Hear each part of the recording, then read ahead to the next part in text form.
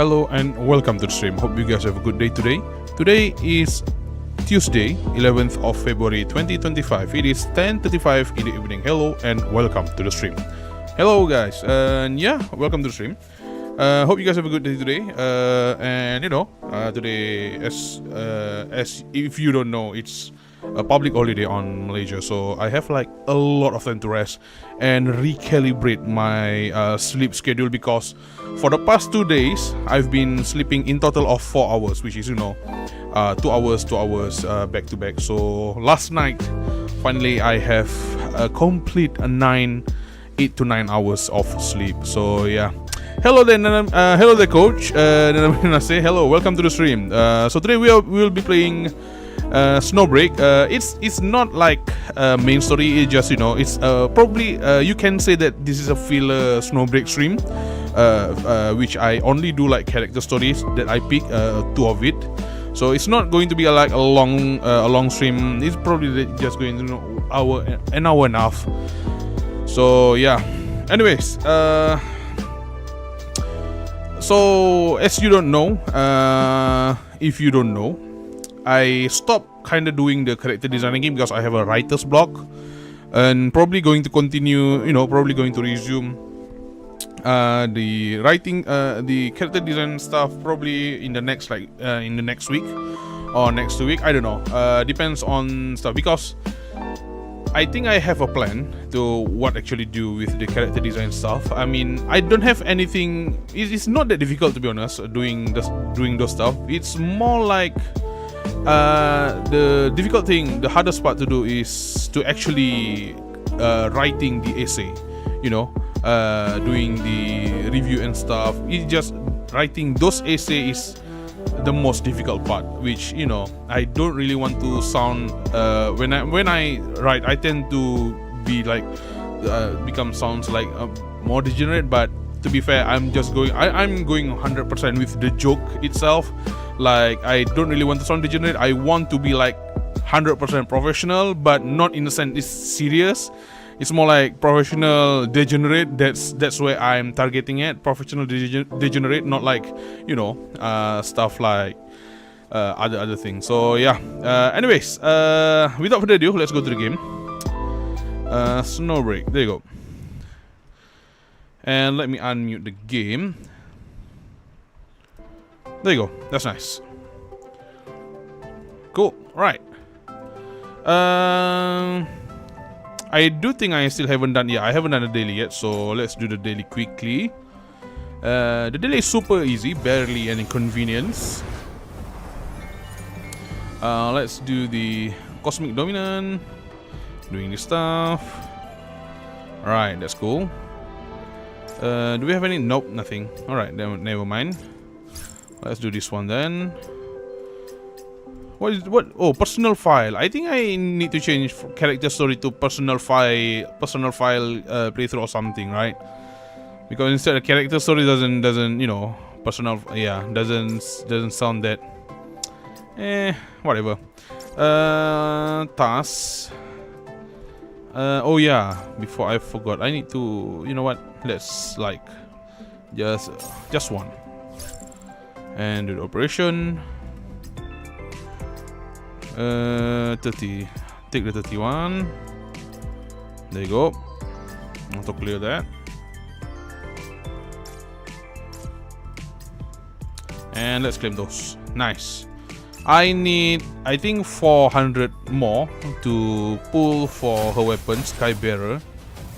How many days left? 22 days left. Still a lot of time. So I don't have, I think the soft PT is on 60. So yeah, I need to actually pull another 30. Oh fuck. Why is it so difficult, man? Like, really? Why? Right. Okay. What other thing that I need to do? Paradoxical labyrinth. What's this all about? Wait, what? This is different. Oh, this is the real one. Battlefield Sigma. And what's this? Standard mode. Oh, the standard mode. I think I've done the standard mode before. Yeah, I did standard mode before, so I never did the Battlefield Sigma. Yeah. Right.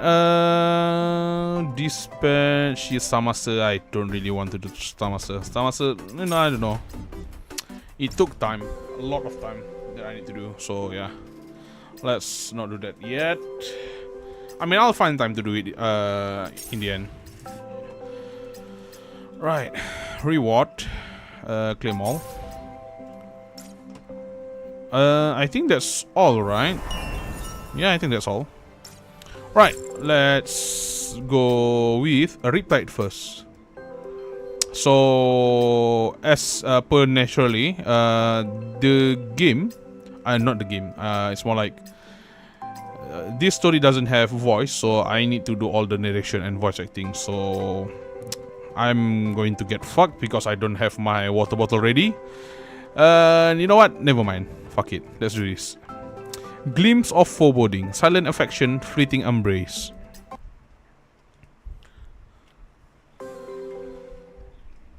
Researcher.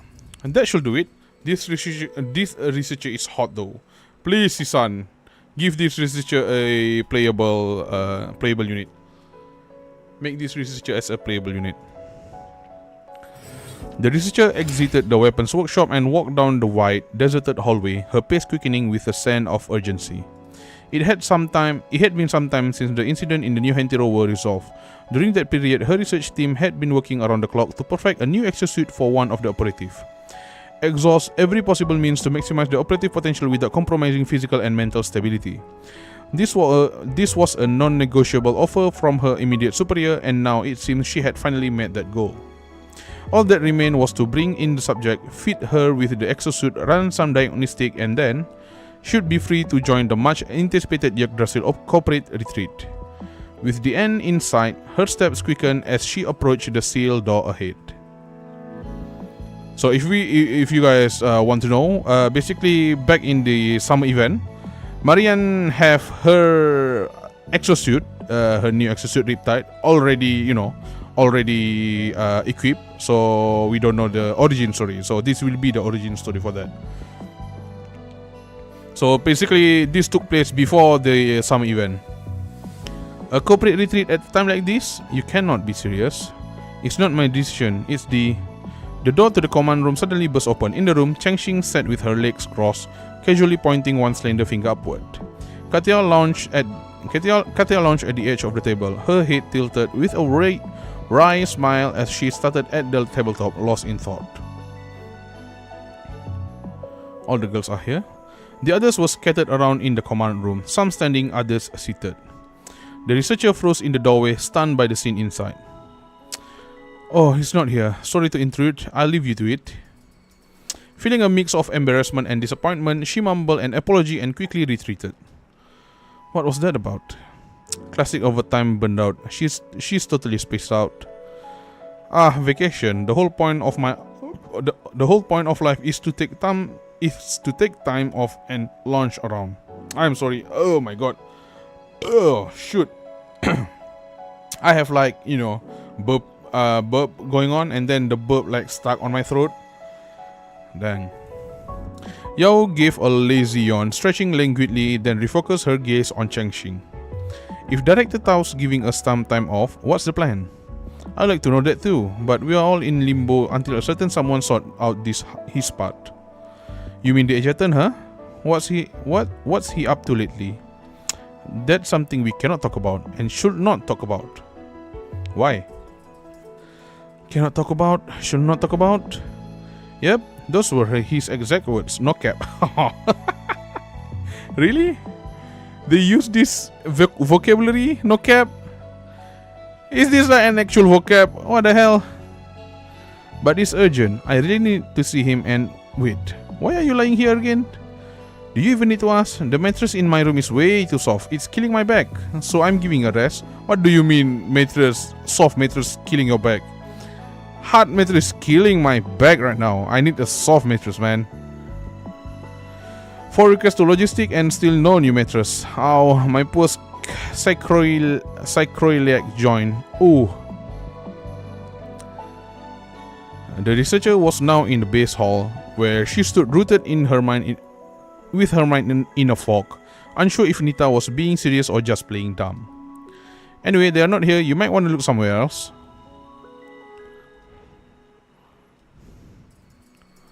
They weren't here. And they weren't in Tao office either. She had even checked the rooftop but still could not find them. By the time she wandered back into the hallway, she was completely lost. And just she rounded a corner in the hallway, she unexpectedly bumped straight into someone. Whoa! Caroline said. Are you alright? Despite being half a head taller than the girl, it was the researcher who found herself knocked over. She looked up, confused, at the hand extended towards her and responded automatically. I'm sorry, Miss Caroline. Don't worry about it, but what are you doing here? I've been looking for the Egerton and Marian. The new exosuit Riptide is ready, and I was hoping to get them to check it out ASAP. If all goes well, I can finally go on vacation. A sec.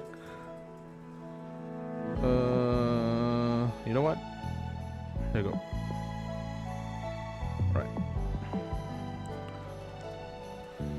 Unaware that she had revealed too much, the researcher didn't catch the series of wry expression quickly passing over Caroline's face. Do you know what time is it? Huh? Honestly, without waiting for an answer, Caroline helped the researcher to her feet and swiftly pulled out her comms terminal, flashing the digital clock display in front of her. It's the middle of the night. You should really get some rest. I'll arrange for the Egerton and Marian to see you first thing tomorrow. The researcher stood bewildered, her gaze unfocused. After a moment, the realization slowly dawned on her, and she muttered, "Oh," before trudging off down the hall. Geez, that's messed up. With a sigh and slight shrug, the petite intelligence officer toyed with her comms terminal, dialing a number. It was my number.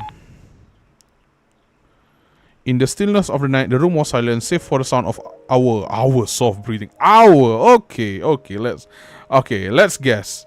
It's probably Liv and Fanny.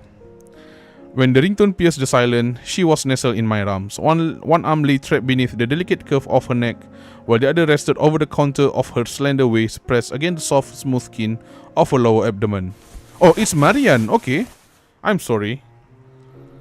A soft murmur and gentle stir, the brush of her hair against my chin sent a subtle tingle through me as Marian shifted within the circle of my arms, tightening her hold. You're awake, aren't you? What is it? The new exosuit is ready. One of the researchers was wandering the building, looking for you two in the middle of the night. I just managed to send her away. So how's Marian's special training going? Everything on track? Yeah, special training, quote unquote. Yep, it's going all right. You know, it's all good, Caroline. Thank you for asking. Like, we train until we are tired, and then we retreat to our bed. More or less. I glanced at Marian. She appeared to be sleeping peacefully, her delicate face showing no signs of disturbance. More or less. Well, just make sure you're both there tomorrow. There's work to be done. Oh, and one more thing. You and Marian, you two lovebirds, better keep a low profile in the company. Just a friendly reminder. Caroline's tones had a teasing edge, but I chose to ignore it. After ending the call, I set the terminal aside as softly as I could, trying not to wake the girl in my arms, only to find Marian's eyes already open, gazing directly at me. The night was cold and quiet, but beneath the blanket, a fire raged between us. In that moment, we were like two pieces of kindling feeding the flames. My face heated up from the fire in her eyes. Keep a low profile, eh? I wonder what exactly she meant by that. She murmured, burrowing deeper into the comfort of the bed, leaving only her eyes visible. But the slight flutter of her lashes and the playful glint in her gaze betrayed her true thought. This wasn't embarrassment, but something else. I gazed at her. There was no mistaking it. The irresistible temptation laid before me. She was silently initiating a duel with self-control as our shared wager. But wait, in a moment like this, could she have any self-control left at all? As I continued to adhere to the private rules we had established, attempting to contain her with a mere gaze, she had already taken the lead. The sweet fragrance of her hair overwhelmed my senses, and in an instant the world blurred with the heat of her lips, soft, moist, and fervently demanding. Egerton, give it to me. Everything you promised me, give it to me. Our bodies entwined, a sharp nip followed by the insatiable suction of her kiss. She was like a ravenous beast, drawing desperately from me all that she craved, which was affection, tenderness, passion, and Taitagen. Perhaps this was karma. Since that day at the skyport in New Hentiro, when I first embedded the Taitagen fragment into her wrist, she and I... Please forgive me, Egerton. She debuted her newly learned move. Every inch of me, from head to toe, belonged solely to you. The student had become the master. In fact, her execution was irresistibly provocative. Man, they are wrestling on the bed, man. Whether in the past, the future, or this very moment, I'm yours to command. But the special training for Taitagen adaptation, you were the one who initiated it, prioritized it, and commanded me to undergo it. She was right. To help Marian shed the shackles of her past and grow stronger, to honor the courage she had shown, risking her own life and the possibilities it held, I had initiated a tailored adaptive training program for her to enhance her compatibility with Taitagen ever since our return from New Hentiro. And that was why tonight, like so many nights before, we were locked in this intimate embrace, our breath mingling in a quiet storm of passion. Man, please let this be animated, man. Of course, you have the right to call it off anytime, and I won't see it as you backing down. I just see it as another wonderful encounter you have granted me. A blend of reward and punishment. Oof. She closed her eyes again, her body yielding beneath me, each breath a subtle invitation. Indeed, she and I were like two fish ensnared in the same net. Beyond the wreathing and entwining in our shared comfort, there was simply no escape. As the night stretched on, there seemed to be just enough time for one more frolic in its waters, perhaps.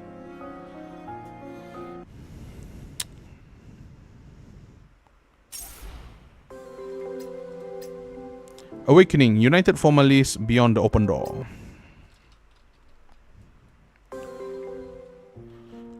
Oh, this is the new exhaust, okay. Panting heavily. Miss Marian, there's no need to push yourself like this. We can still make adjustment. You don't have to... Shh. I'm not that weak. I won't let him down. Marian, seriously. So your special training for her was... For the record, I trust you, but you know words gets around. Not everyone knows the full story, but people talk. I cannot say for sure what they are going to make of all this. What will they make of this? Forget it. Maybe you should just go in there and get her out. She only listens to you. I mean, look at her. The next afternoon, Caroline and I were standing side by side outside the medical bay. Just beyond the wall, Marian was pouring every ounce of willpower into integrating with Riptide, her new exosuit. But things obviously were not going well. Hehe, you seem more anxious than I am. It's just a new suit. Even if it's infused with the essence of awakening dust, I will not be bested by it. Miss Katia set the example for me with the prototype, so don't worry, Egerton, I can handle this too. An hour earlier, she had walked into the room with a smile. Now, no one else could manage one. What are you waiting for? In the past, Caroline should have halted the session by now, but today, even as the intelligence officer, she seemed so hesitant to voice her concern. The same worriness and reverence, or something closer to fear, had been spreading through the ranks at Yggdrasil recently. It was if I had become more than just their superior, something more enigmatic and unassailable. Is that how you think of me too, Marian? I stared through the glass at Marian, musing to myself, was it really her own decision to take on the adaptive training or... Egerton, look at me, don't overthink this, just keep your eyes on me. A cry suddenly echoed in my mind through the dissipating Titagen. Though faint, it was unmistakably Marian's voice. While enduring the excruciating pain of the integration process, she used the Riptide exosuit to reach out to me. Egerton, stop the session now! The researcher in charge of Riptide bumped into me at the entrance to medical bay as we both spoke in unison, a simultaneous plea and command. Relieved, she hurried to the control panel and terminated the experiment. But my attention never wavered from Marian, who slumped weakly into the recovery pool. I stepped forward instinctively to grasp her hand. Did you hear me? She forced a pallid smile, tilting her head to look up at me. I tried to reach you, the way you have taught me these past few days, to share my feelings with you. I heard you. You did great, Marian. That's a relief. Her eyes fluttered shut in exhaustion, though her body continued to tremble uncontrollably. This way, no one can call me a pathetic loser clinging to your warmth. Suddenly, she gripped my hand with surprising force, making me wince. Her strength was unexpected, especially considering how drained she looked. I found myself meticulously examining her, attempting to decode her current state. Panting. Her cheeks were flushed, her breathing heavy and ragged. There were no sign of flooding, and the concentration of Titagen in her system was low. With Riptide powered down, it was now nothing more than a fabric clinging to her skin. So what was causing Marian discomfort? As if something invisible was binding her.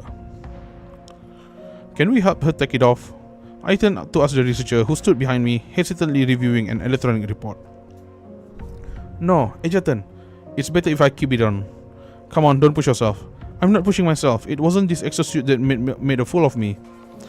Egerton, what Marian's saying, it does somewhat align with the evidence. She handed me the report, explaining in hushed tone as I skimmed through it. The data shows Marian is highly compatible with Riptide and responds remarkably well to the Titagen interaction facilitated by the awakening dust fragments. Theoretically, Marian should have fully integrated with Riptide by now. So what's the problem? See her hippocampus, pituitary gland, and adrenal gland, and her blood pressure, subcutaneous capillaries, and somatic nervous system. These are where the irregularities are, but I don't understand why. It's almost like something to do with her memory and emotion, perhaps. Or to put it more plainly, it was her own mind that had been resisting in the integration. Why though? Anyway, let's call it a day. We'll give her a nutrient shot and send her back to rest. Yet, since I'm in someone else's stream. Hello Kabuki, welcome to the stream. I hope you're doing well today.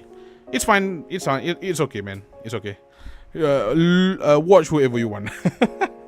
It's fine, really. I don't plan this like early. I just planned this today. So yeah, that happens too. Right.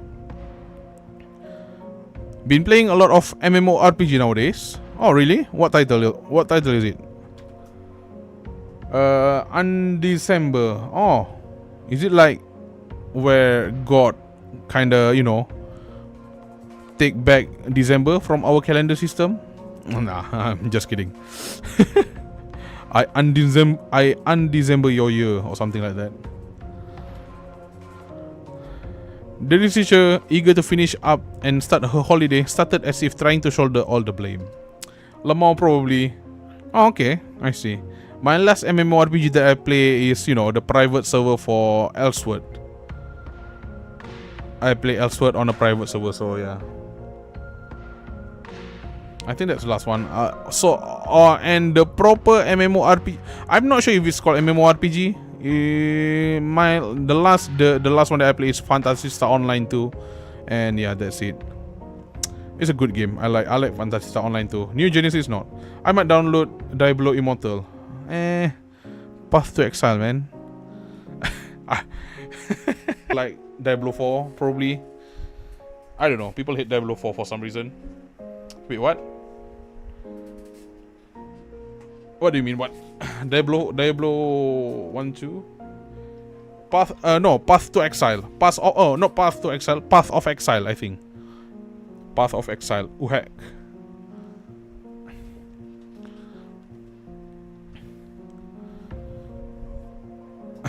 Oh, bruh. Okay. Seeing that I remained silent, she hurried off and fetched the nutrient vial. But when she brought it to Marian, Marian gently pushed it aside. Why, Marian? Why you become so stubborn? Ajatan, could you take me for a walk? Yeah, I would.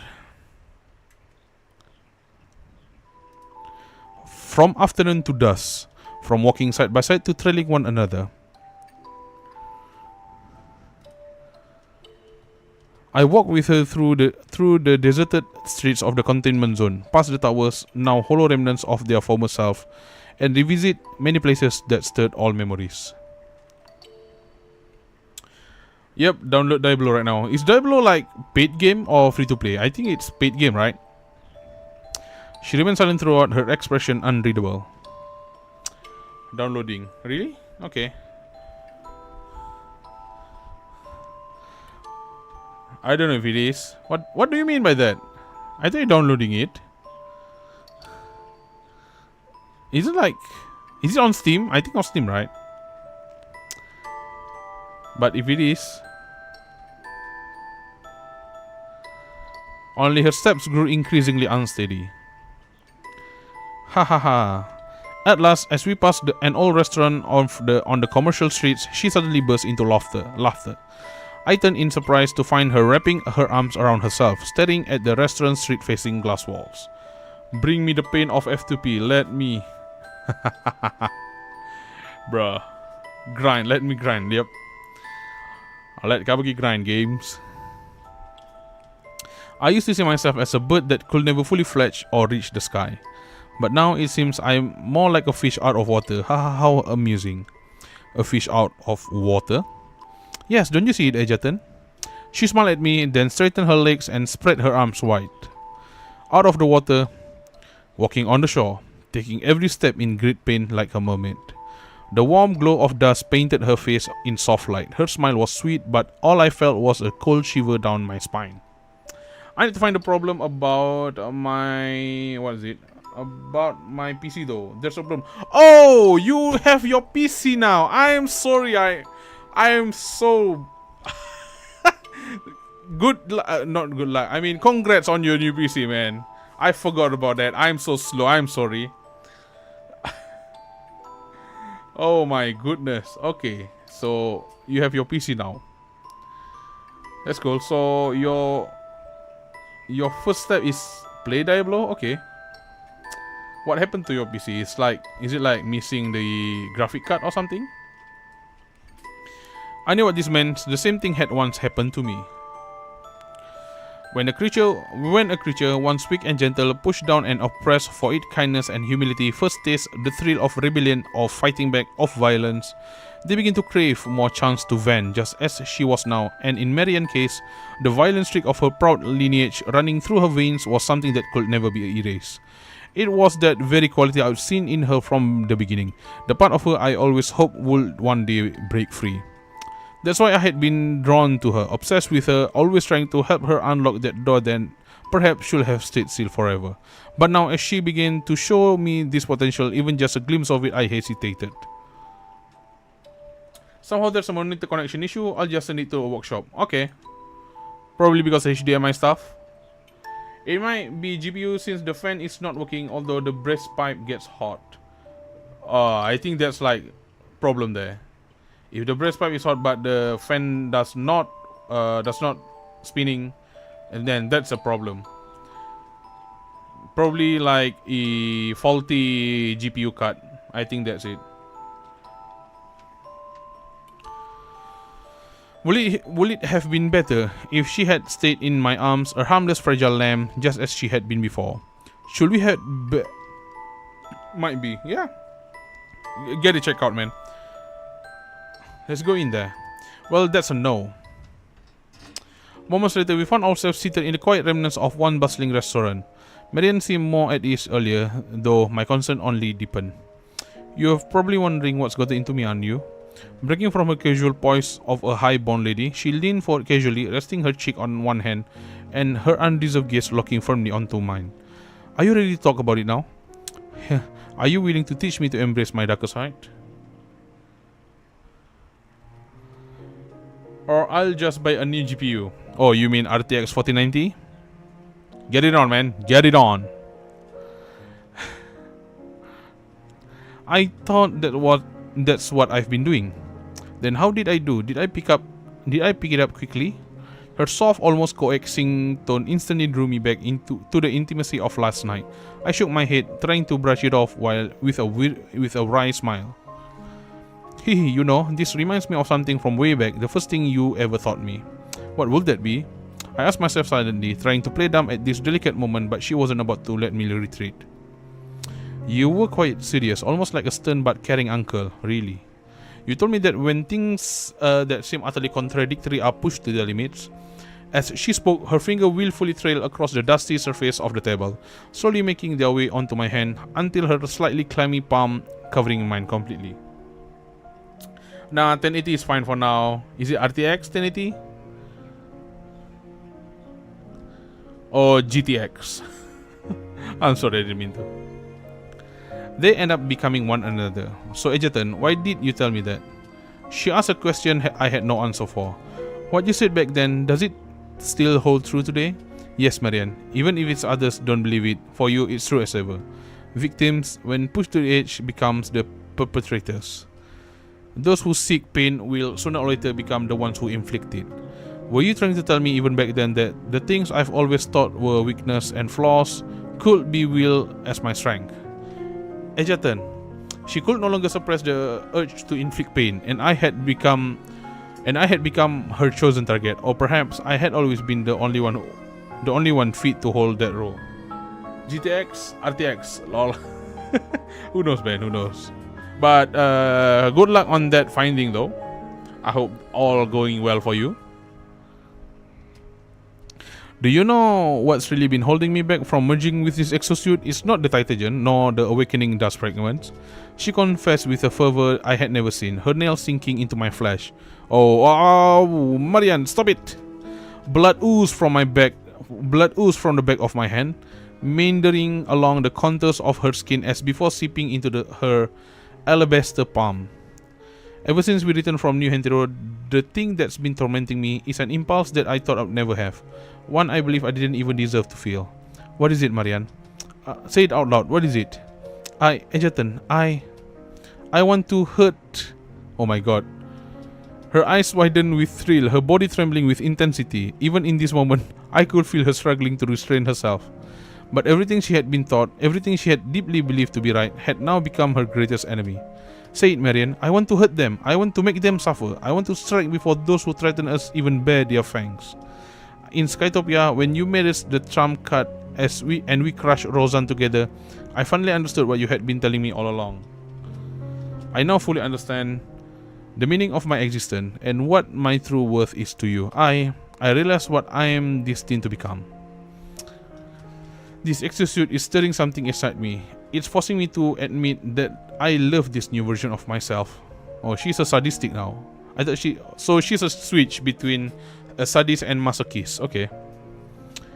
Once weak and vulnerable, the new Marian now thirsts for control. Once content with enduring pain, the new Marian was ready to inflict it. From her childhood, confined and fragile, the beautiful girl before me had honed a spirit sharp as a blade. She had been a barbed whip, coiled and held tightly in her own hand, suffering in silence, suppressing her age. All her life she had lashed herself with it, driven by a misunderstanding of who she truly was. But today, for the first time, this whip crackled with anticipation, eager to deliver chastisement to her foes. Marian, you really want to do something wild, don't you? Yes. I gently maneuvered my wrist from her firm grasp, melding our palms together. Then go ahead, I'll be right there with you. Titagen surged from my body, seeping into her mind through our intertwined hands.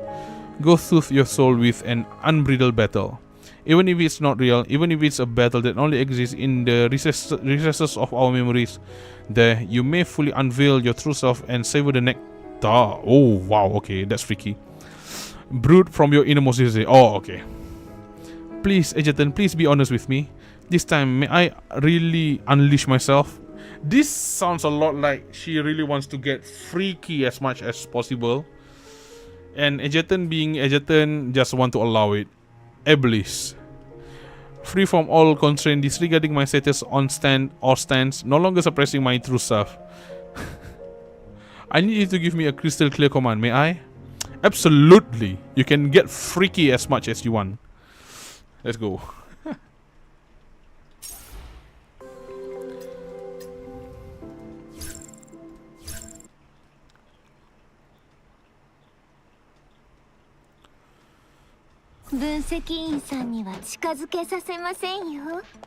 Yeah, she is freaky.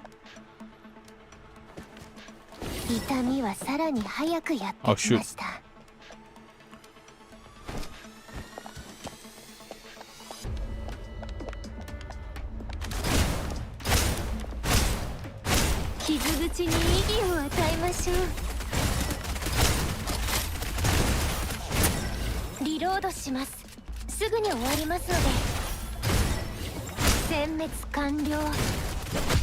Oh shoot.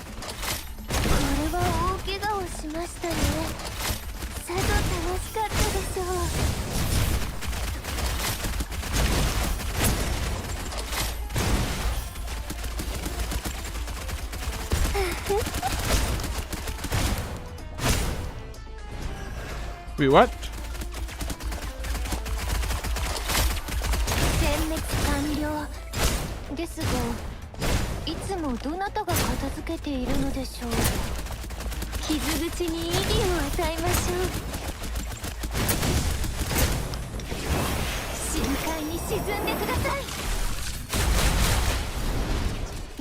More?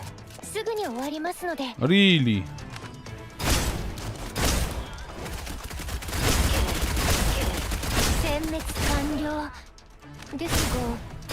いつもあなたが片付けているのでしょう。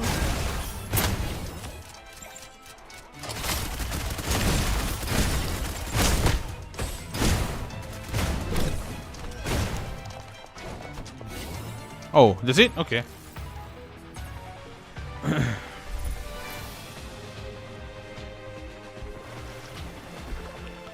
Oh, she didn't say anything though. Okay.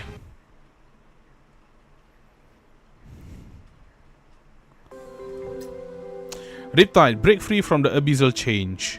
Chains. Not change. And that afternoon, when no one else watching, Marian and Riptide temporarily vanished from Yggdrasil. The next morning, the team responsible for developing Riptide was stunned to discover that Marian apparently updated evolution of herself. Provincial Aether Master initially questioned what we were doing for, but I kept my promise to her. Oh god damn it! Please don't make that tech that's fast. God damn it! I know where she is, but I cannot tell you. You, Egerton, are you seriously keeping secret from us?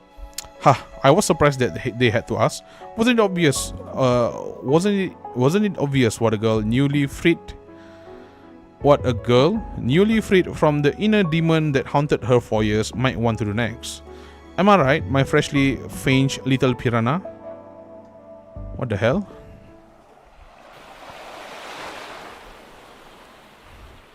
Thousands of miles away in her hometown, near the warm shores of southern Ulster, Marian basked in the midnight tides under the moonlight, luxuriously stretching her limbs. I am strong. I have always been strong.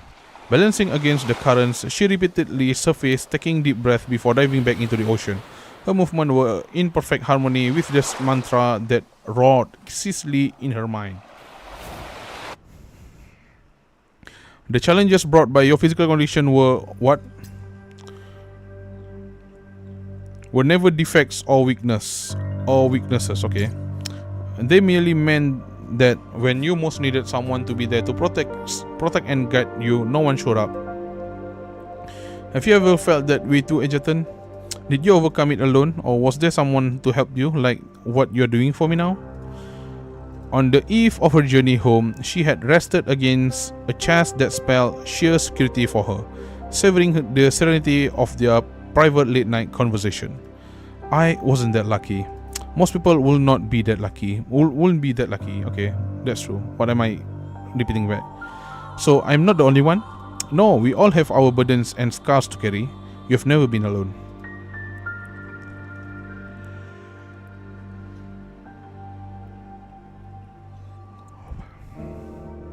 The unwavering affirmation allowed her to face every part of herself without hesitation or fear.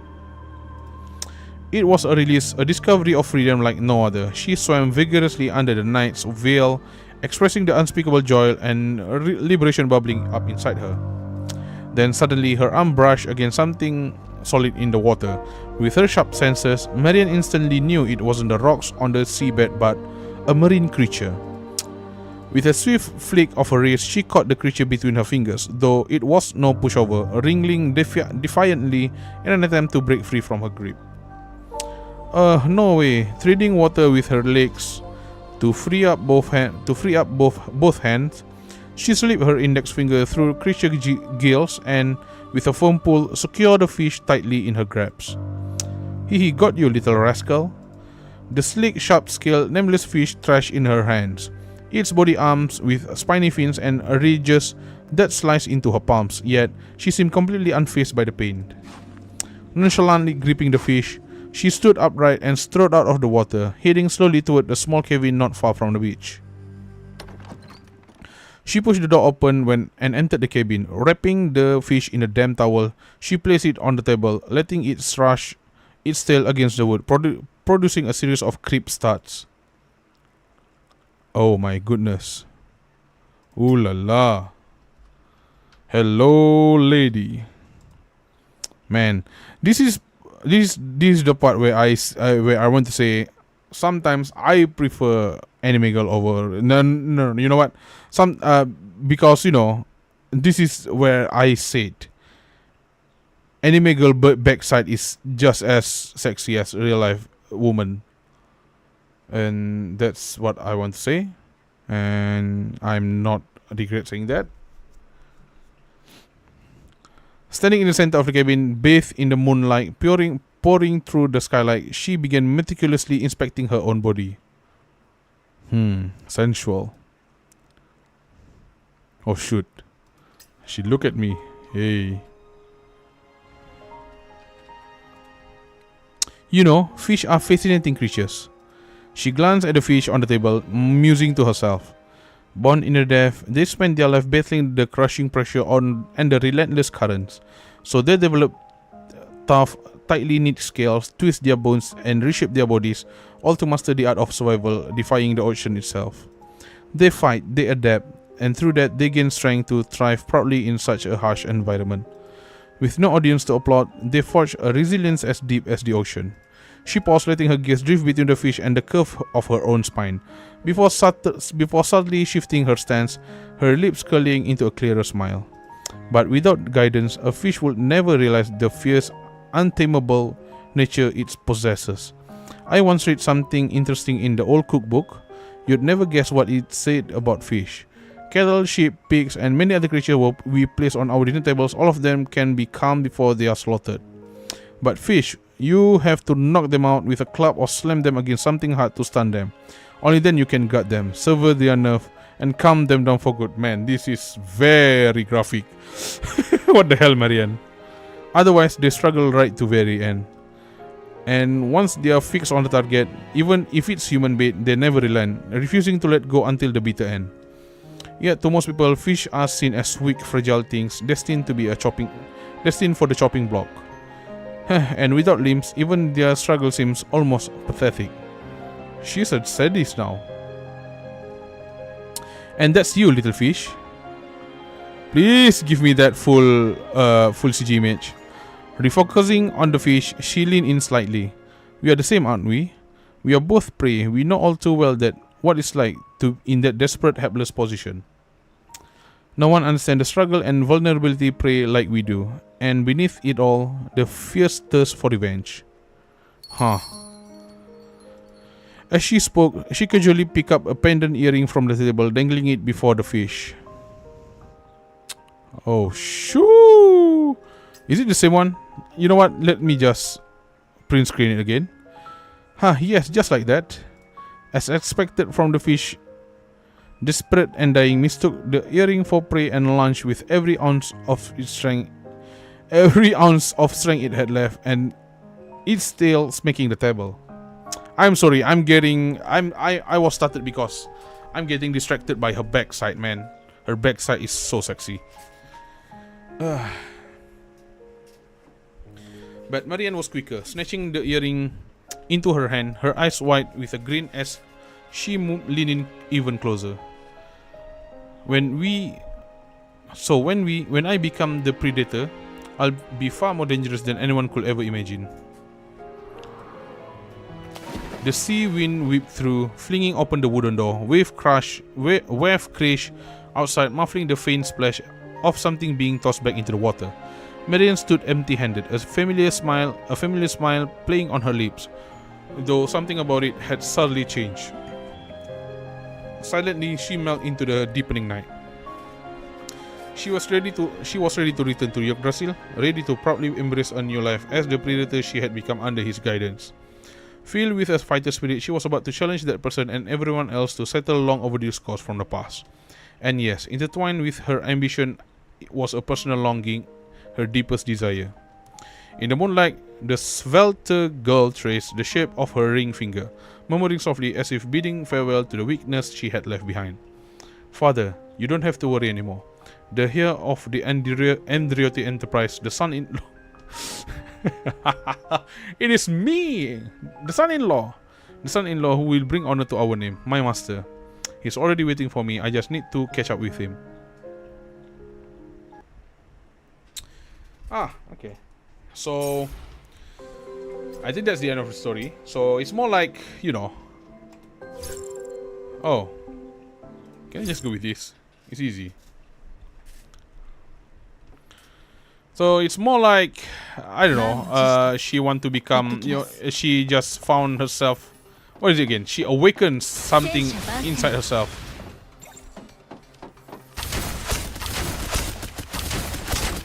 more like she used to like to receive pain, but now she likes to inflict it. And that's it. That's all the story is all about. I mean, yeah, sure. Final score, I'll give it 6 out of 10. It's fine, it's cool.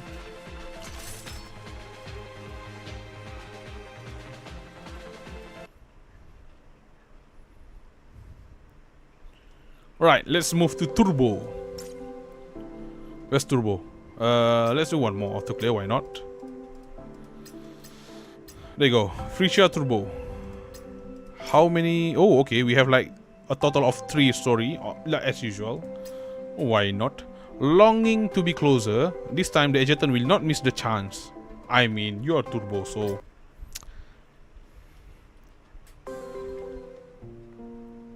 After our trip to the island, I noticed something off with Frisia, and I could not help but feel concerned. So this took place after the summer event. Okay, yeah, because Frisia is also there. Frisia, I mean, there's a lot of girls there, including Frisia. So this is right after the summer event trip, and before the Geomancer. I mean, before the Turbo arc even. The boo-boo stuff happened. What's the place name called again? I forgot. But yeah, that part, the desert part. But before I could even check on her after submitting my leave request, another incident report from the investigation department landed on my desk. Egerton, this is the 3rd lab accident in recent weeks. I'm aware. Were there any injuries? No, thankfully, we spotted the warning sign early and evacuated in time, but the lab equipment took quite a hit. Do we know what cause of it? We're still looking into it. However, we suspect it might be due to mishandling of Frisia's part. Serious accusation like that shouldn't be thrown around without evidence. The abrupt allegation made my blood boil, and I could not help but sharpness that crept into my tone. Apologies. If that's all for now, can my operative leave? I'll assist with the following site inspection. She's free to go for now, but we may need to question her once we have more information. Please remind her to stay on standby, Egerton. Understood. I'll leave the rest to you. After defusing the situation, I glanced around the lab, now in disarray, and rubbed my throbbing temples. Just as the security staff said, these lab accidents were all becoming all too frequent. Normally, Frisia would not be involved in things like this. She always meticulous with her experiment, never the type to make careless mistakes, let alone this many in a row. While I took a hard stance with the security department, it was just an act to protect Frisia. Deep down, I had a feeling that they might be right. Oh my god, so bright. She'd been working on something that might not be strictly above board, though it wasn't like her to be so reckless. I had to get the bottom of this, to figure out what had changed in her and what could have driven her to conduct these questionable experiments. Frisia, are you alright? As I step outside the lab, I spot Frisia waiting in the hallway, nervously wringing her hands. She looked like a forlorn little bunny who had just lost her forever carrot. I already checked her physical condition and confirmed she was fine, but this incident left me worried about her mental state. Yeah, is this another slip out from overworking? You promised just a few days ago that you would not push yourself like this. It doesn't seem like you have been resting properly. I'm sorry for making you worry again. Frisia turned away, puffing out her cheeks in a rare show of defiance, giving me a look that said, "Sorry I messed up, but I'll do it again." Classic Frisia. Sorry I messed up, I'll do it again.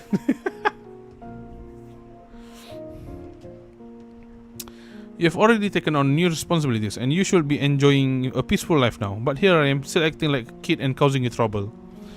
I must have wasted so much of your time. Her words sound so different from her usual self. Seeing her like this threw me off, leaving me momentarily speechless. Why would you say that, Frisia? It's because she was clearly struggling to say something, but the words wouldn't come. After a few failed attempts, she lowered her head, her lips quivering. I don't know. These recent accidents, were they really just from overworking? What do you think, Egerton? Whatever the answer is, Frisia, I trust you.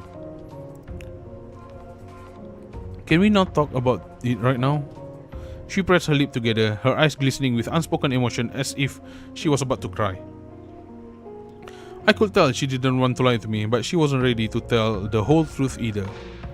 Alright, tell me when you're ready. I'll be here whenever you are. Even if I told you, Egerton, you probably will not understand. Aww, what happened to her?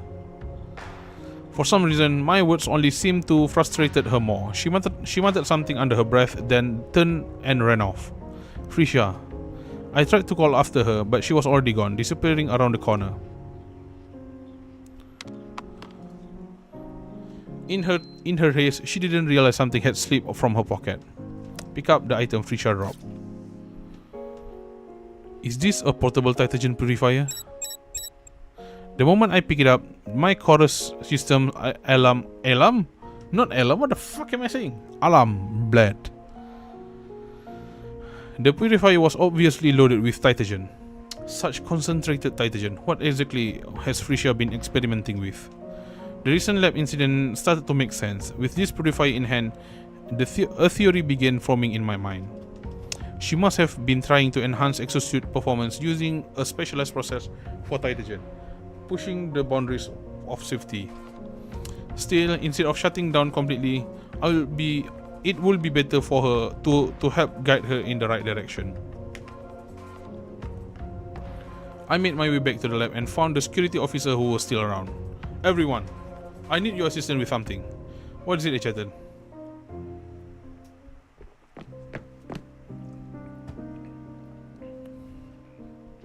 Oh god. I accidentally squirted my water. No, I mean I just drinking. And then I'm going to, you know, lick my lips so that my lips also get the moisture. I accidentally like squirted the water in front of my mic. I'm sorry about that.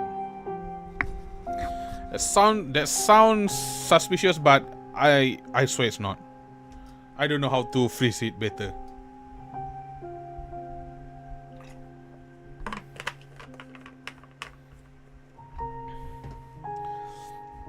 Why did it go wrong again?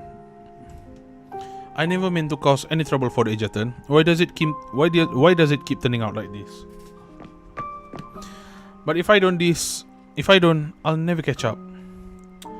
There's a lot. There's like some team here. Like even Marian want to catch up with Egerton, and Frisha. I mean, this character want to catch up with, you know, other characters.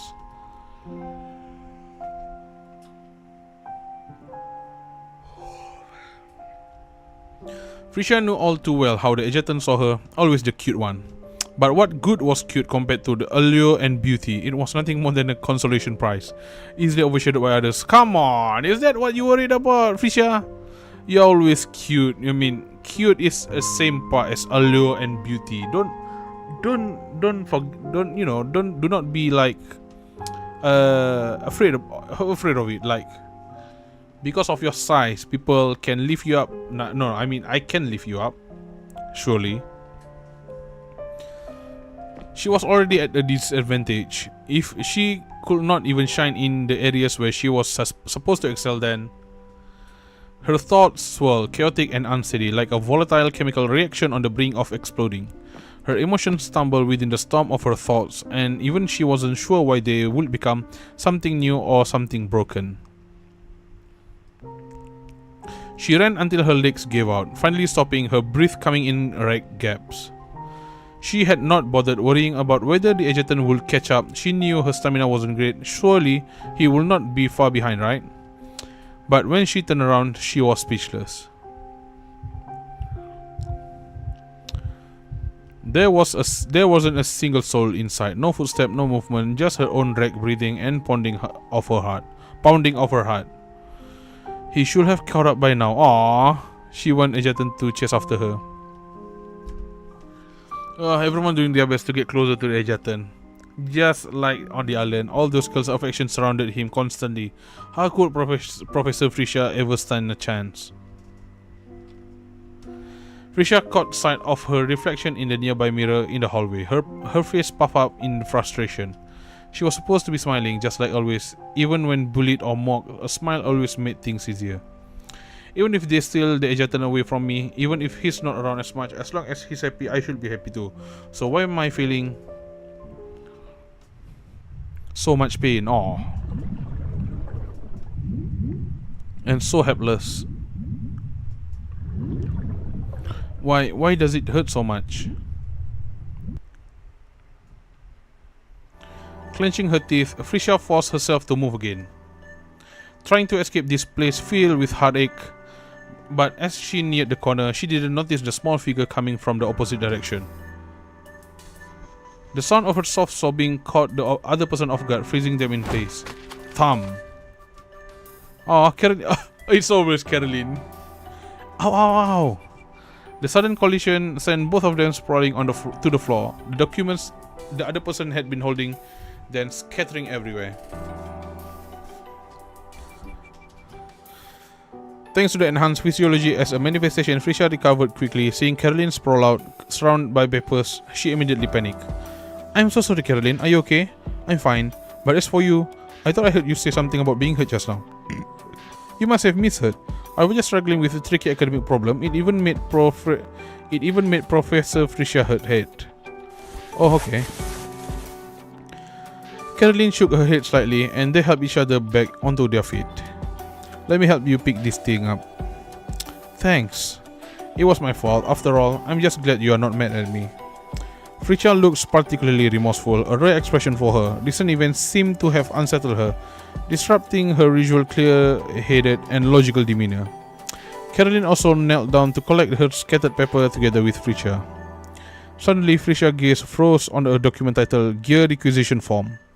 These are just some requests for gear. The latest batch need Egerton approval. He's been pretty swamped lately, so I thought I would sort them out and bring them to him.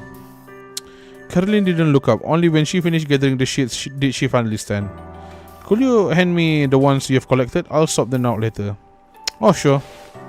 Frisha quickly handed over the stack in her left hand, trying to mask her nervousness.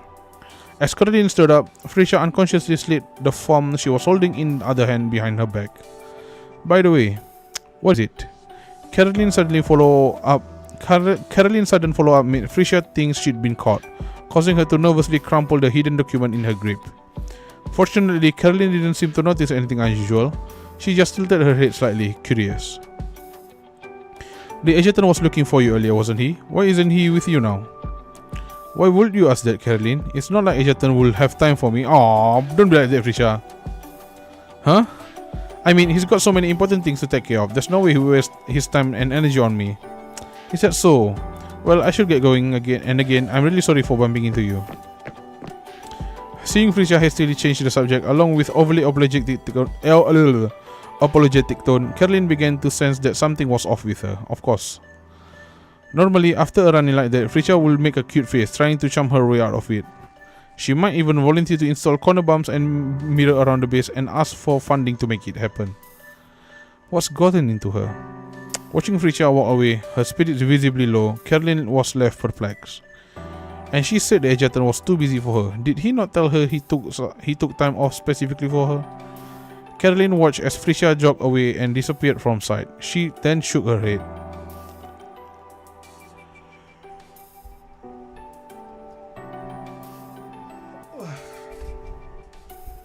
Later, she found the Egerton in the lab, just finishing up.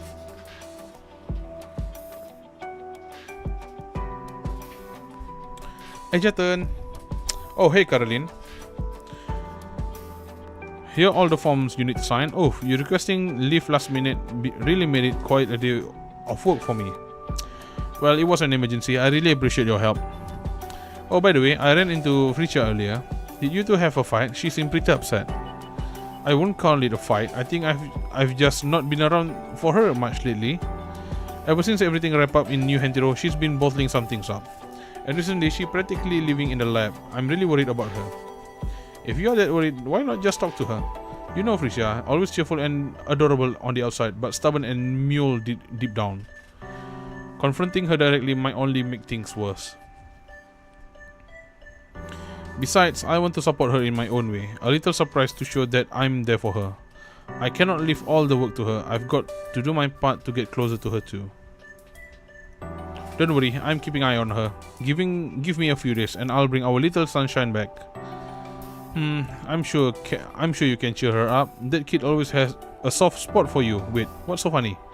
I hope this isn't inappropriate, but what kind of irony hearing you call Felicia a kid? Hey, I'm a mature, dependable adult. Thank you very much. It's just that this body I'm using is a bit petite. You know, if you underestimate petite woman, you might end up in trouble one day. Maybe Felicia upset because you keep treating her like a kid. I've never treated her like a kid. Oh really? What with that tone?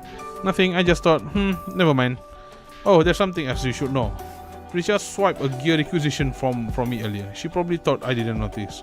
But without your signature, there's no way she's getting any equipment she wants. Good catch, Caroline. You really are a dependable adult.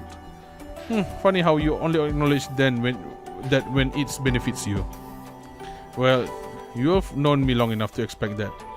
As I bantered with Caroline, I pulled out my terminal and quickly sent a message to the R&D department, hoping I wasn't too late. Meanwhile, Felicia had just submitted her request for an additional equipment. After waiting a while, a staff member returned with a hesitant look. Excuse me, is there any problem with my request? This form doesn't have the adjutant signature, so we cannot proceed with your request, sorry. But I need the equipment now. Can I get his signature later? Company policy requires the adjutant signature.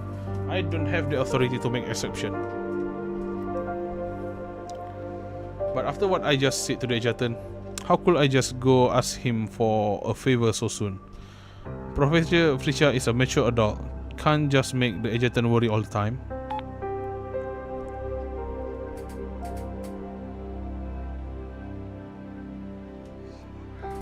While Felicia wrestled with her thoughts, the staff member received a call. Yes, got it. My apologies, there's been a mix-up. We can go ahead with your request now. Wait, why the sudden change? I'm not sure the details, but my superior told me your request has been approved. You can take the equipment now. Need help carrying it? Thanks, but I got this. Though still puzzled by what happened, Felicia breathed a sigh of relief now that she had the equipment. And as for any extra help, Felicia declined the offer. With her head held high, she carried a large pile of equipment by herself and waddled off. Is it waddle off or waddle off? I think it's waddle off. I watched her tiny figure struggle under the load, wanting to help, but it wasn't the right moment to step in. I followed her, making sure she got everything back to her room safely before returning to the R&D department. Sorry I'm late, got held up on the way. I assume Felicia has already submitted her request? Yes, Adjutant, the director told us to proceed with it. We just need your signature on this form. Thanks. As I signed Felicia's form, I skimmed through the materials she was requesting. Just as I suspected, most of them were meant for making exosuits. Okay. Hang in there, Felicia. I won't be long. This time, I'll do my part to get closer to you too. Damn. Such a player.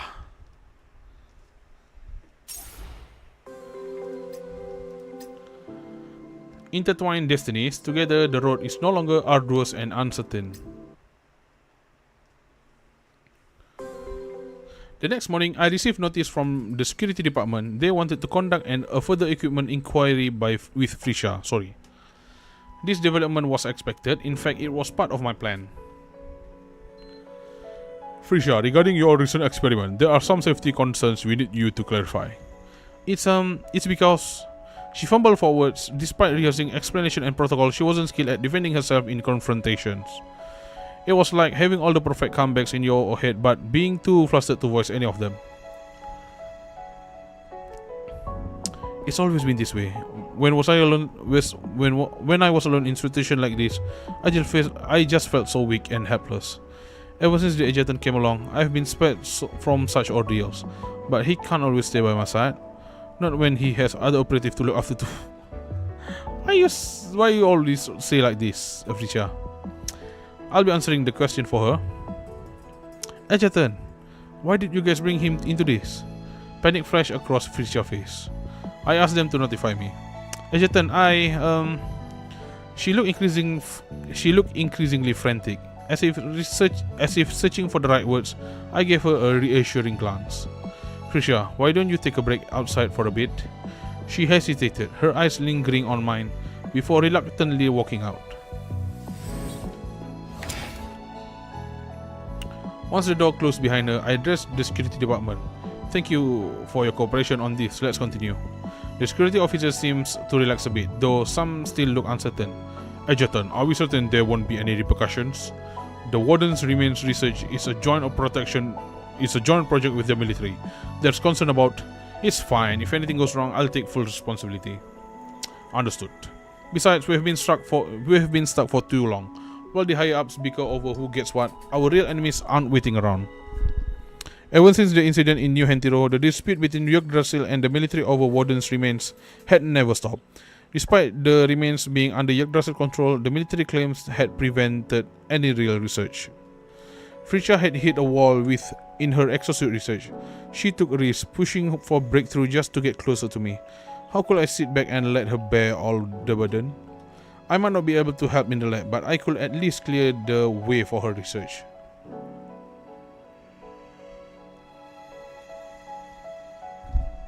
Oh, sorry about that. What are the Egerton and those officers talking about? Outside the lab, Frisha pressed her ears against the door, straining to hear the muffled conversation. Gradually, the sounds became clearer. It seems Egerton and the others were heading toward the door. Frisha held her breath. Finally, snippets of the conversation reached her. Anyway, you have reviewed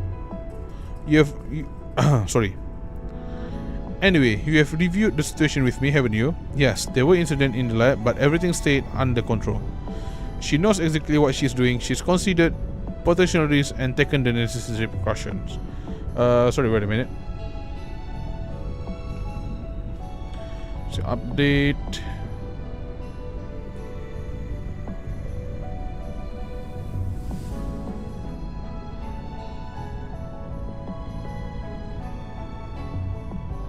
Right. Okay.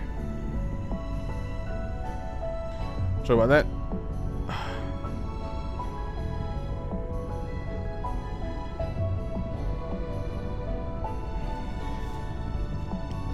Understood. Thank you for your cooperation, Egerton. We'll file this simply as an accident.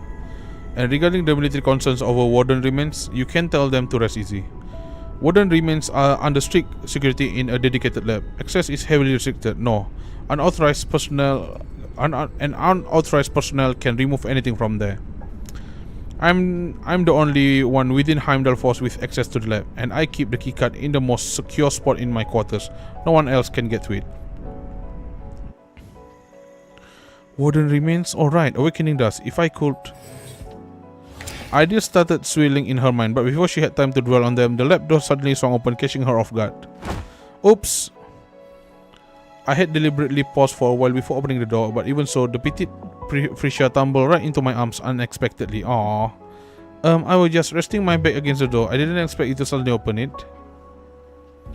Frisha froze for a few seconds before quickly stepping back, nearly tripping in her haste. She started nervously wringing her hands, her head hung low, which was amusingly adorable. So allegedly leaning her back against the door, but somehow landing face first into my arms. Professor Frisha must possess some sort of cat-like writing reflex. Impressive. But this wasn't time to tease her. The situation actually saved me the trouble of figuring out if she had overheard the key information I wanted her to find out. The investigation's over. They won't be bothering you anymore. Really? Yeah, they admitted it was a mistake and decided to drop the matter as long as you avoid any more accidents. Frisha gave me a skeptical look, curious about what kind of magic I would work to get them off her back. It wasn't magic. I would simply leverage my position as Egerton and put my thumb on the scale. I would even rope them into something more under the table. So what exactly did they say to you? Her expression suddenly tense again. It seemed the idea of me discovering her secret experiment worried her far more than the security department's inquiry. It became even clearer Frisha's anxiety wasn't about possible repercussion or risk. It was about protecting me from worrying about her safety. Nothing important, just some routine questions. Egerton, are you sure you don't have anything to ask me? No, and I don't need to. I'll wait for you to tell me when you are ready. So you're not going to run away muttering, you wouldn't understand even if I've told you. This time, are you? That wasn't running away. It was strategic retreat. But honestly, I don't even know why I acted that way. My head's been such a mess lately. She spoke in a quiet, frustrated voice, staring down at the floor. I can see that, Frisha, but you haven't even been your usual witty self lately. Hey, it's not like I'm always cracking jokes. I'm not just Heimdall comic relief. I'm the mature and dependable Professor Frisha. Funny she should say that. Just yesterday, another girl insisted she was mature and dependable. The thing is, a real mature, dependable woman will not need to keep reminding people of it, but that's part of what makes those two so cute, I suppose. And yeah, want to talk, Egerton. You've clearly changed so much, yet you act like nothing changed at all. That's what really frustrating. I've changed? I'm gonna go. She was upset again, but I could understand why. I even had a good guess about what she was trying to do. Still, I could not let her leave without telling her what she needed to know. Frisha, Professor Frisha doesn't want to talk to Egerton right now. She cannot hear him. Well, I'm going to say it anyway. Whatever you are planning, Frisha, I just want you to remember I'm always right behind you, so don't rush too far ahead on your own. And if you do decide to rush ahead, at least give me a heads up so I can be there to catch you. Frisha paused mid-step and stood still for a few seconds. Then she turned her head, gave me a determined nod, and let out a soft through her nose. When she turned back and walked away, there was a little more spring in her step, which made me feel a bit more at ease. This time I won't lose track of you. The next afternoon, a petite figure discreetly disabled the surveillance camera. Sorry, I need to read that back. Suddenly I got like stutter a lot. The next afternoon, a petite figure discreetly disabled the surveillance camera along the hallway before making her way towards the Egerton room. After recent attempts in her experiments, Frisha had realized that using process stratagem to enhance exosuit was simply too dangerous. But yesterday, while eavesdropping outside the lab, she overheard something intriguing. Warden's remain might hold the key to break through she needed. And the access card to the lab where remains was told was hidden somewhere in the Egerton quarters. If this brings me closer to Egerton, then it was the risk. If anything goes wrong, I'll take full responsibility.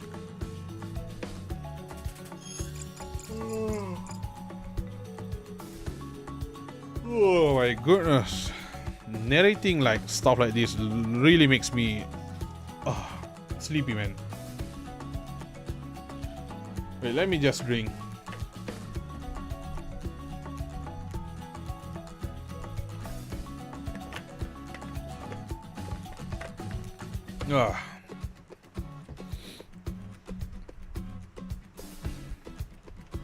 Right. Access granted. Welcome home, Egerton. Using a replicated keycard, Frisha effortlessly slipped into the Egerton's room. For someone like Frisha, who knew basically all the ins and outs of the base network access, duplicating his card had been child's play. The Egerton won't be back from his mission for another 3 hours. That should be enough time. But where would he hide it? He said it was kept in the most secure spot. Surely Professor Frisha wouldn't be outsmarted, right? Feeling a little nervous, Frisha muttered to herself as she walked past the table, then she stopped. Right there, in the plain sight of the table, lay the access card. A sticky note was even attached, for Warden Remains lab use. Seriously? So this is what he considered the most secure spot? Egerton, you really have no sense of security. I mean, I'm just playing it easy for you, Frisha. Don't be so arrogant. Arrogant sounds so harsh. Don't let it go over your head. Not only is your room easy to sneak into, but you don't even bother hiding important items. Unbelievable. I'll have to remind him of the risk. Maybe I should upgrade his security system too. But if I tell him, won't that give away that I snuck in? Torn between thought, Frisha pocketed the access card. As she passed the Egerton bed, she froze. Her gaze landed on a couple of framed photos on the nightstand, photos from a seaside hall. Whatever you're planning, Frisha, I just want you to remember I'm always right behind you. So don't rush too far ahead on your own. The bitterness she'd managed to keep at bay suddenly surged to the surface, spurred by the joyful smiles in the photo. You're the one who rushed too far ahead, Egerton. Aww. She wants to catch up with Egerton. When she first heard about it, she told herself it was nothing. After all, those two girls had risked their life in New Hentiro for the Egerton, so it was only natural that he cherished them. But watching the others strive toward a shared goal, racing to the Egerton, Felicia could not help but feel like he was drifting further and further away. Come on, give Felicia her own what is it again? Touchable scene. What is it called again? I forgot, man. Interactable scene. Poor Felicia, man. He seemed more unreachable than the stars she would admire as a child, more distant than any celestial body should ever charted. She had promised the Egerton she would not rush ahead or stray too far on her own, yet now, in the blink of an eye, it felt like he was the one who had gone so far beyond her reach, so far that she might never catch up. Of course, it makes sense that the Egerton would pay less attention to me now that he's in love with someone else. After all, I'm just the cute one, not nearly as attractive as the others. Come on, Felicia, don't say that. I wish I could just say it outright, so he would understand better and notice me more. But how could I say something like that? I'm a mature adult, not some needy child. Besides, I'm just not good enough. Even if I've gone on that mission to New Hentiro with him, could I have done what they did? Could I have been as good? I couldn't, I know that.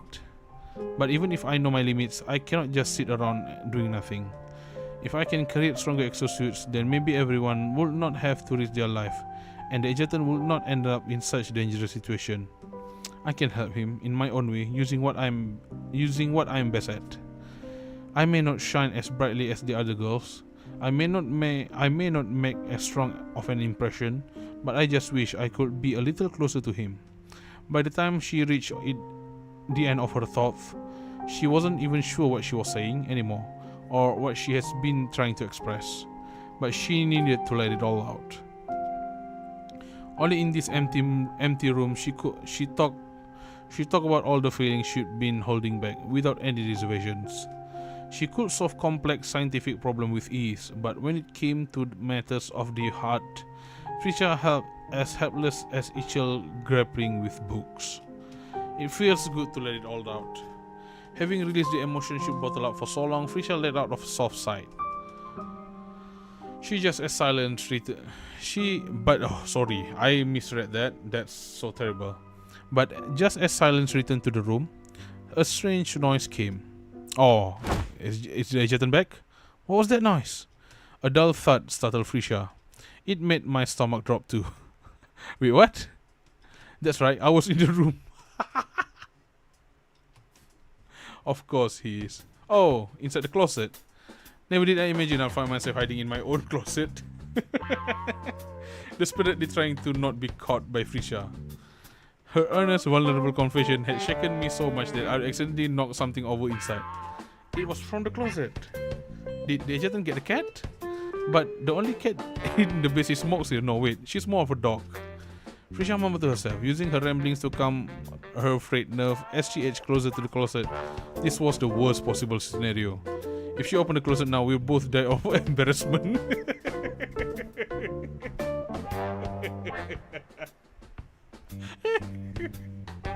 Oh my god, oh shit, this shit funny, man.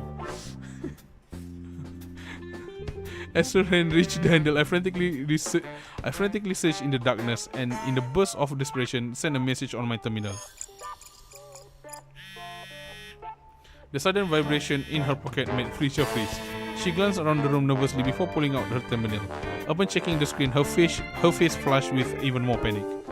The Egerton is coming back now? She quickly withdrew her hand, scrambling to erase any evidence of her intrusion.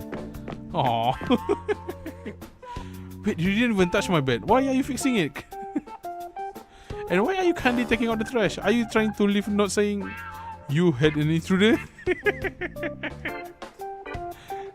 Felicia's mind seemed like an overloaded CPU. I half considered busting out the closet to help her, but I knew that would only make things worse, so I stayed hidden, silently watching as she clumsily tried to cover up her tracks.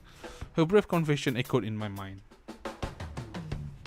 She was trying so hard, stumbling over herself just to get closer to me, terrified of being left behind. But I will never leave you behind. My heart ached for her, but there was also a sense of relief. I was glad I'd made the right choice this time, otherwise I would have missed it again. The love Risha offered, the love I had once promised I would not overlook. In the stillness of the late night, the soft beep of successful authentication echoed through the empty lab, especially clear in silence. Despite the darkness enveloping her, Frisha stood alone, undeterred. As the lab door slowly slid open before her, Frisha pursed her lips, her eyes gleaming in awe. So the keycards really works. Frisha had fled from the Egerton's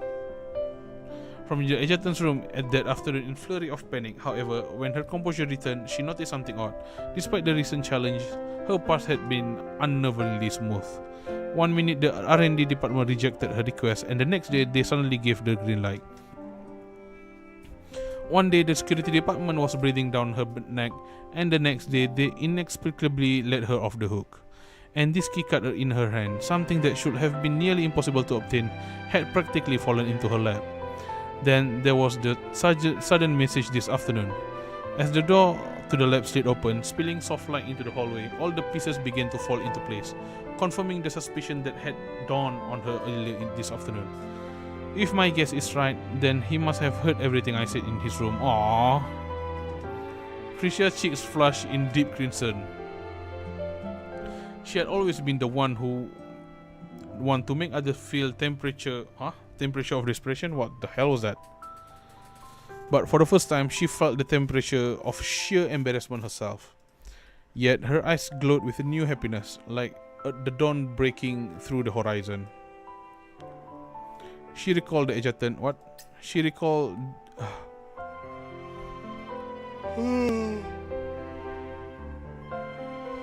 Sorry about that. She recalled the promise the Egerton once made to her. Watching her small figure disappear into the lab, my thought drifted back to the mesmerizing starry sky she had shown me that night. Oh, okay. Let's move to the last one. And after that, we going to do the last two shooting stuff. His name, her heart and soul forever etched with the name of the Egerton. His name is Scarce New Type.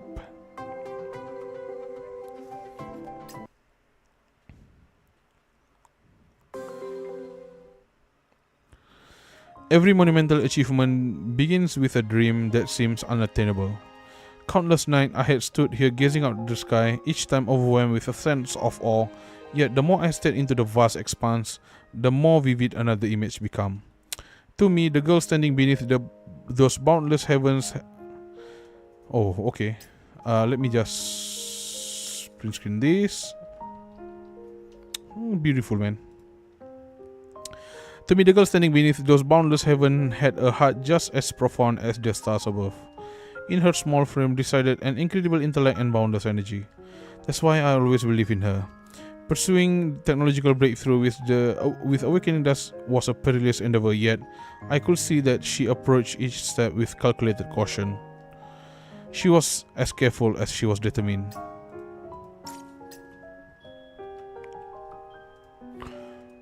Just as she once promised me, perhaps I'll still have grand dreams, but no matter how lofty they may, they'll never draw me far away. Because my most cherished dream is right here beside me, and I shall pursue him for the rest of my life. Data input complete, initiating the final test sequence. Science doesn't make mistake, and neither do my calculation. This time, it will surely be perfect. In the dimly lit lab, Frisha gazed locked on the specialized device in her hands, the celestial reactor. The power of the divine wrested from the heaven became fuel for mortal hand. The ingenuity of humankind, as vast as the celestial expanse, now commanded in the inferno flame. With the celestial reactor in its core, this new exosuit, half-clad on Frisha's body, had been born turbo.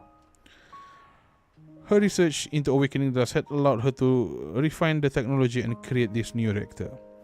An ordinary exosuit could never contain such immense power, but with the celestial reactor, that explosive energy was harnessed, contained within a deceptively lightweight frame. However, this would place tremendous strain on both the wearer and the Devos. Anyone wearing this exosuit would wield unimaginable energy, yet they themselves would become the vessel and fuel for that burning fire. It was a reckless, almost destructive experiment, but only by wielding this power herself and collecting the resultant data could she forge a path for future development. She had to take the first step on this perilous journey and test it herself. Cute! I love her, man. Sorry about that.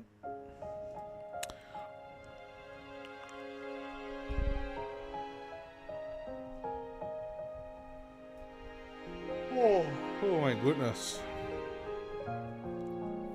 Cooling modules, reactor modules, power supply modules each click into place with their subtle electrical currents converting into myriad of data signals, synchronizing in real time within Frisia's augmented field of vision. The reactor activated, its deep, almost inaudible hum vibrating through the lab. Unimaginable heat surged into the core, a firestorm of energy trapped by human ingenuity. Sealed by the genius of technology, it felt as if she had captured the sun itself and bound it to her will. The energy output climbed rapidly before stabilizing within the narrow range.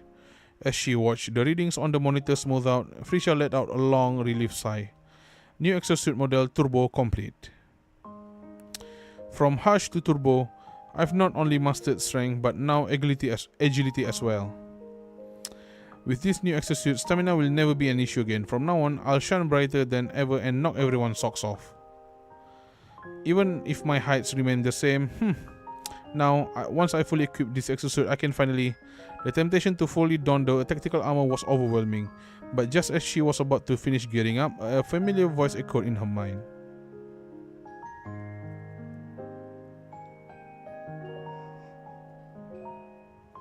Whatever you're planning, Frisia, I just want you to remember I'm always right behind you, so don't rush too far ahead on your own. Oh yeah, she's going too far with this exosuit, Ajatan. She shook her head, the warmth of that voice melting away in the tension in her. Finally, exhaustion from all her recent work settled in, gently coaxing her into sleep. Yeah, I'm a bit sleepy too. When Frisia woke, the morning sun was already streaming through the windows, its brightness causing her to squint. Did I fall asleep? Is it fall asleep or fell asleep? Fall asleep, okay. Still disoriented, she stared at the light coming through the window, but a sudden commotion outside the lab snapped her to attention. Military liaison. Why all the security doors activated? I demand a full safety check on this lab and additional security right now. Sir, please calm down. I'm sure there's been some misunderstanding. The noise outside shook Frisia from her grogginess, her mind clearing in an instant. Oh no, how could I make such a rookie mistake?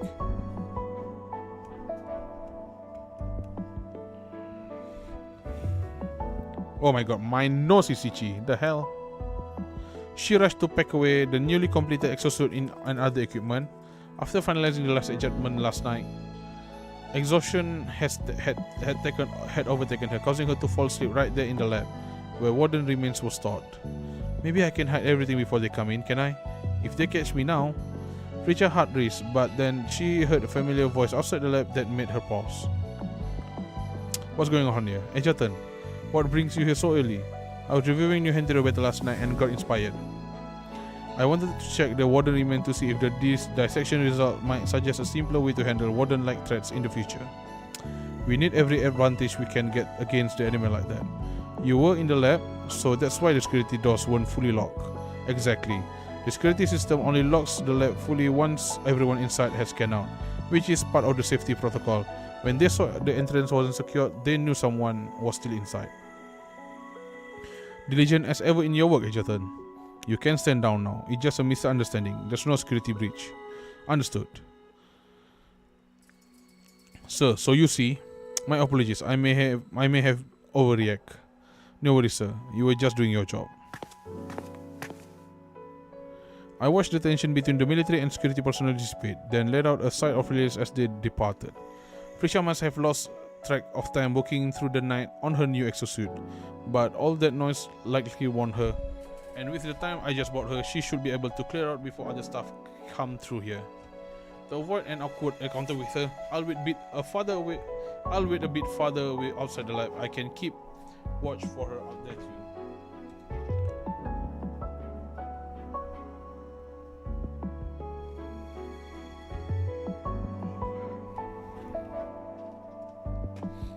What I didn't expect was that Frisha had no intention of avoiding me. A few minutes later, she hopped right in front of me like a little bunny. We locked eyes in the hallway, neither of us saying a word first. Egerton, why are you staring at me like that? It's only been a few days since we last talked. Don't tell me you've forgotten your dear Professor Frisha already. It's just been a while since I've seen you this full of energy.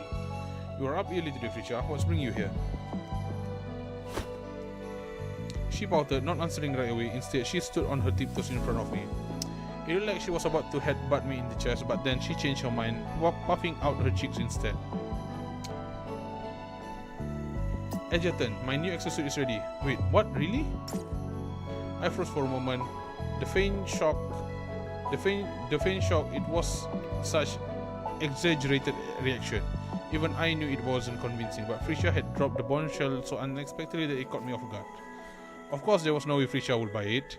Honestly, even if I'd done a better job, she would have seen right through me. She had figured out that I knew what she was up to and was purposely throwing it in my face. Yes, I thought you knew all along, didn't you? You know what I was secretly working on. She looked into my eyes, biting her pink lower lip. Her voice a mix of coy banter and something more heartfelt. I'm going to drink for a bit.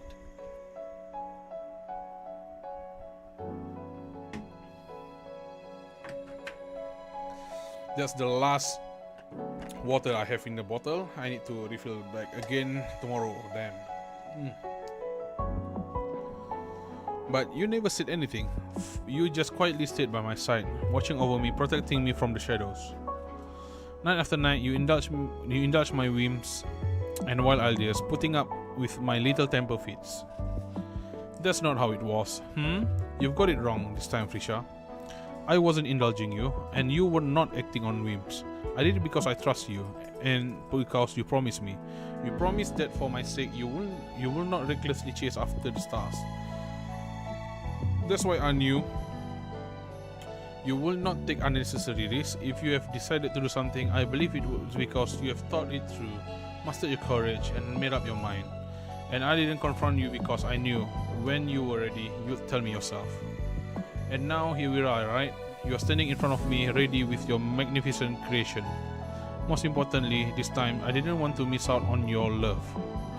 I want to be there when you let it out. I smiled softly as I finished speaking, and in her eyes, I saw tears and starlight all at once. She nodded vigorously, wiping her eyes and sniffling, trying to hold back her sobs. Then, with a trembling but determined voice, she spoke. I remember you told me, if I ever decide to rush ahead, I should give you a heads up. She reached out her hand to me. Well, Professor Frisha is now ready to run as fast as she can, so will you join me, Egerton?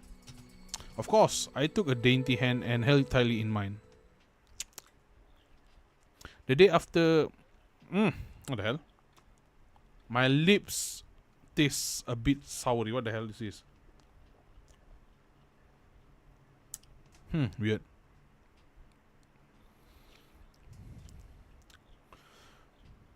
The day after Frisha completed the basic tuning of her new exosuit turbo, we found ourselves in the secluded lab for the final fitting. Frisha stood in the center of the exosuit testing platform, arm outstretched around her. Mechanical arms holding parts of the exosuit slowly glided toward her, like meteors drawn to the star by its gravity. The sharp clang of metal and cold mechanical prompt echoed through the room as each piece of the armor locked into place one by one. Exosuit fitting complete. Fusion at 10%, 20%, 30%, 50%. As the stingray rose soared, I instinctively stepped closer and gripped her hand. The alarm for flooding had already gone off. Frisha stood still, her eyes shut as her delicate body trembled, yet she remained stoically silent. the very moment the exosuit sealed around her body, a cadence of otherworldly echoes exploded in her mind. Touch the truth. Touch the truth. Each cry was interwoven with countless reverberation of knowledge. Touch the truth, embrace it, be one with it. You shall decode the mysteries of all things and uncover the ultimate truth of the cosmos. A crescendo of deep resonant voices battered her psyche, like a searing light piercing through her mind and soul, threatening to dissolve her very being. Amidst that blinding light, Frisia saw a titanic figure, a shackle giant bound to a cliff towering above a gaping abyss. It almost seemed though they were bearing the weight of the mountain on their back, shouldering the burden of everything, walking the path of sacrifice. Prometheus. There's a lot of Prometheus in the game, man. As naturally as a newborn instinctively breathed, something ancient and primal stirred within Frisia. At her first glance of the giant, a profound knowledge awakened in her, coursing through her veins like ancestral memory. Is it her Deus named Prometheus? Prometheus' fiery gaze locked onto hers, blazing like twin suns, filling her mind again with reverberating echoes. Touch the truth, break your restraints. The age will sing your name, truth will herald your deeds, and wisdom will spread your glory. The searing light overwhelmed her, flooding Frisia's vision completely. It felt as though the starry sky she had once longed to touch was crashing down upon her, its weight unbearable. No.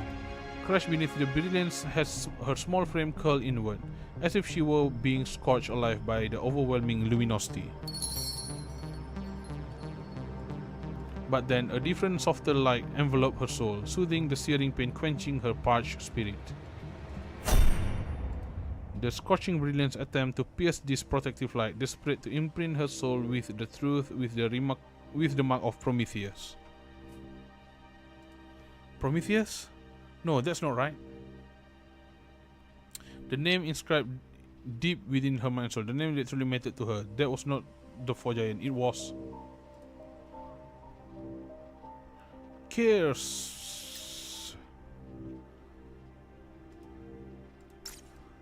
It was him, her eternal anchor, Egerton. In that fleeting moment of lucidity amidst the glaring light, Frisia saw a glimpse of steady sky from that night. That night, it wasn't the cosmos that reflected in her eyes, it was the figure by her side. Under the starlit canopy, she had made a promise with the Egerton. They had vowed to journey onward together, their destinies entwined like constellations. As their souls prepared to reunite beneath the stars, she recalled their very first encounter. It wasn't long after the Egerton had returned to Yggdrasil, checking name off a roster, that he saw her, not as the little sunshine everyone knew, but in her most vulnerable state. Hidden in the corner of the warehouse, crying her heart out over her recent setbacks, she was entirely unprepared for his sudden approach. I'm not a crybaby. I'm Frisia. Frisia Ignis. You can call me Little Sunshine or Professor Frisia. Either one's fine for me. Either one finds with me. Sniffle. May I know your name? My name is Kirs, Little Sunshine. Aww. He smiled gently, his eyes reflecting her image encircled by a myriad of lights. Cares. I'll memorize it, and don't let my tears fool you. Professor Frisia is the smartest, most dependable one here. I believe you. You can always count on Professor Frisia. Always. Touch the truth. Touch the truth. Touch the truth. Touch the truth. Touch the truth. Touch the truth. Okay, we get it. We get it.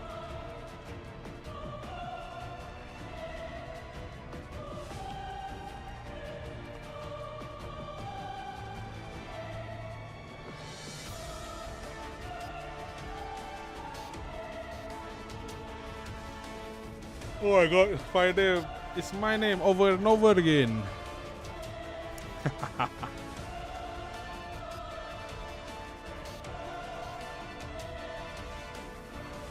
Though I may be on the pursuit of truth, I know what I seek goes beyond mere facts. Vision at 80%. Her eyes fluttered open, not as a vessel for Prometheus, but as herself. and in her first glance, she saw him standing there, filling her entire world. Welcome home. Frisha, you did it. Caress her cheek with your left hand. In that moment, I wanted nothing more than pull her into an embrace, but I held back, not wanting her to see the burns left on my chest and right hand from her searing heat. Damn. She looked up at me, still recovering, unable to find her voice. Silent tears began to slip down her cheeks. Fresh tears washed over the trails left by the ones that had dried. I could see it clearly. The flame of that sacred fire still flickered in her eyes, though not as fiercely as before. But she had accomplished everything she sets out to do. Now it's my turn. I will take her hands and bring her back to my side where she belongs. No, she is and always will be my Frisha, my little sunshine. But, I mean, the sun may drift The sun may drift alone through the vast emptiness of the cosmos, shining unapproachably, but I would never shy away from the embracing my little sunshine, even if her fierce brilliance consume my body and soul. Sorry about that, let me just pull this out from... shoot. Right. Yeah. Whatcha?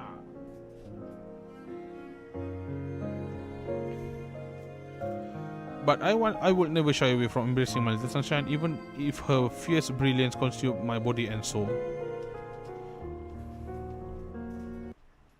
Oh, that's it? Okay. I should just, go through with it. Right, let's actually finish this quickly, and then I'm going to wrap up the stream. 安心して、このフリティア先生とファースト実践テスト開始。安心して分析員。フリティア先生はその期待を裏切りはしないから。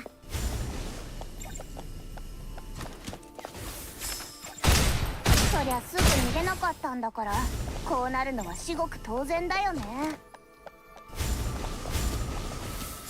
お疲れ。 I like how I don't even need to, I don't even need to, what do you call it?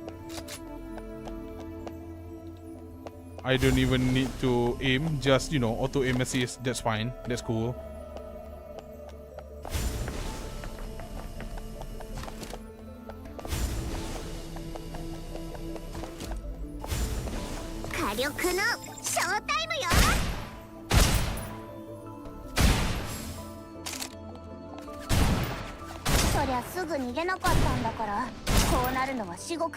Oh shoot, how that guy come so fast? No, I mean like, come over so fast. 敵の数が指数関数的に増えてる。とりあえず隠れるべきかな。こ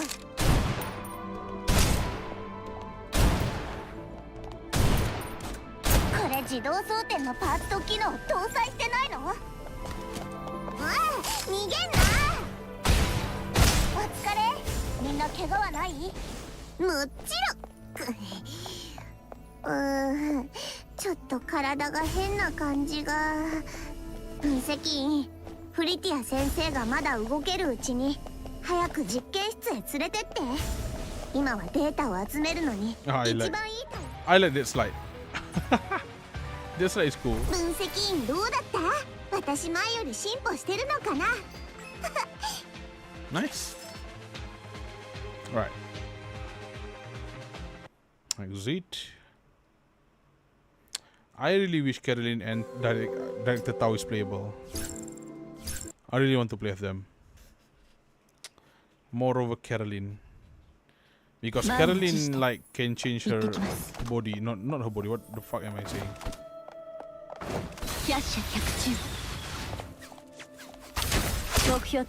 That's it. Easy. Right. 定め。私を導いてくれるのはあなただけです。Cool.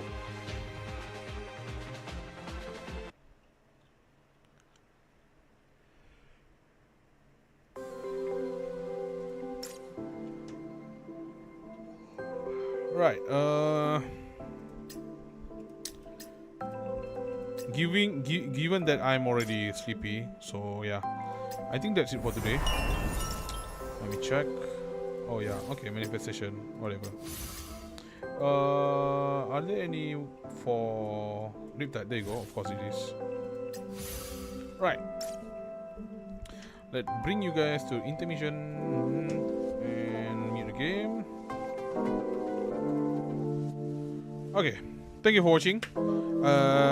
It's a great. It's a good fun. Sorry. I'll give Free Share Story same 6 out of 10. It's fun, but it doesn't really. You know what? I'm giving 7 out of 10. I mean, it has the humor, it has the conflict and stuff. I'm liking it. And yeah, I think that's all that I can say. Thank you for watching. Hope you guys have a good day today and a good night. And this has been Tab. Sleep well, stay safe. Hope you guys have a good day. Hope you guys have a good sleep. And have a good day tomorrow. See you guys next time. Bye bye. Bye bye. Also, before I forget, tomorrow we'll be doing Heaven Burns Raid socialization story stuff. So yeah, see you guys tomorrow or next time. I'm still doing this. I'm still stuck at this kind of thing. So yeah, bye bye again. You know what? Bye bye. Bye bye.